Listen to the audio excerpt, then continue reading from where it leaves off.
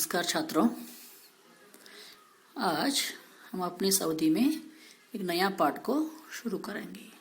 पांचवा जो है वह क्या है, कविता है। कविता का नाम क्या है, सरिता। सरिता, सरिता यानी कि रिवर। रिवर को सरिता कहकर भी पुकारते हैं, यानी कि सरिता नदी।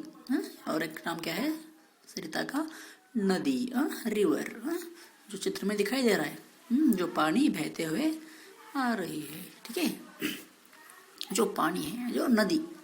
नदी इस पाठ में, ये जो कविता है, इस कविता में क्या क्या दिया गया है, उसके बारे में थोड़ा सा ऊपर दिया गया है। देखिए वहाँ पे, उस ब्रैकेट में दिया गया है क्या क्या है इस कविता में। प्रस्तुत कविता में कवि श्री गोपाल सिंह। कवि कौन है, गोपाल सिंह। उनका नाम क्या है, कवि का नाम गोपाल सिंह नेपाली। इनको नेपाली कहकर भी संबोधित किया गया है। जो इस कविता के कवि है, जो गोपाल सिंह जी ने नदी के उद्गम, नदी का उद्गम, उद्गम यानी कि जहाँ पे वह जन्म लेता है, बर्थ प्लेस, बर्थ प्लेस, जो नदी का उद्गम है, जो नदी का उद्गम प्लेस, उद्गम और यात्रा का मनोरम वर्णन किया है। जो यात्रा, नदी जहाँ से उद्गम होकर जो यात्रा करते हुए आती है, बहुत दूर से बहते हुए वह अपनी यात्रा को करते हुए आ जाती है, उसका मनोरम वर्णन किया है। बहुत ही सुंदर तरीके से क्या किया है, उसका वर्णन किया है कि वह किस तरह आती है, किस तरह बहते हुए जो नदी आती है उसकी वर्णना की गई है इस कविता में। नदी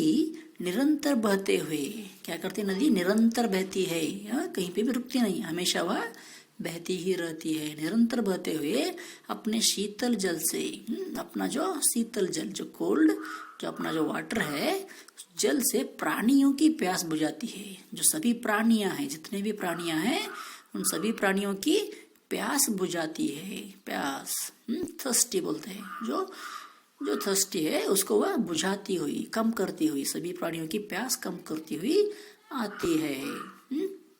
कवि ने इसके जल को दूध सा विमल, क्या किया है कवि ने, क्या कहा है, दूध सा विमल और माता की तरह स्नेह बरसाने वाली बताया है।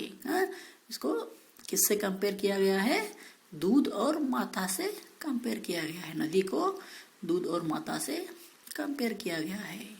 जिस तरह दूध रहता है, स्वच्छ रहता है, बहुत ही वाइट रहता है, और माता की तरह स्नेह बरसाने वाला, जो माता क्या है, सभी पर स्नेह बरसाती है, इस तरह यह नदी भी है। वह लेखक गोपाल सिंह जी बता रहे हैं यहाँ पे। नदी अप्रत्यक्ष रूप से निरंतर चलते रहने या क्रियाशील रहने की हमें प्रेरणा देती है। नदी हमें क्या करती है, एक प्रेरणा देती है, एक मोटिवेशन करती है हमें। जो नदी है वह हमें मोटिवेट करती है, एक प्रेरणा देती है। कैसे, कि वह हमें निरंतर चलते रहना चाहिए और क्रियाशील रहना चाहिए। हमें भी हमेशा निरंतर चलते रह, अपने जीवन को आगे बढ़ाते हुए क्रियाशील, हमेशा एक्टिव रहना चाहिए। नदी की तरह हमेशा एक्टिव रहते हुए अपने जीवन को आगे बढ़ाना चाहिए और सफलता को प्राप्त कर लेना चाहिए। इस तरह इस कविता के दौरान हमें पता चलता है। जो कविता है इसमें इन्हीं बातों पर हमें ध्यान दिलाया गया है। जिस तरह नदी कहाँ से उद्गम होकर जो अपनी यात्रा करते हुए आती है और कितना सभी प्राणियों की प्यास बुझाती है, और वह हमेशा निरंतर रहती है और स्नेह बरसाती है। इस तरह हमको भी क्या करना है, अपने जीवन में हमेशा क्रियाशील और निरंतरता को अपनाना चाहिए। ठीक है, ओके। आज इतना काफी है। कल की अवधि में इस कविता का गायन करेंगे, और बाद में उसकी भावार्थ को हम देखते जाएंगे। ठीक है, धन्यवाद।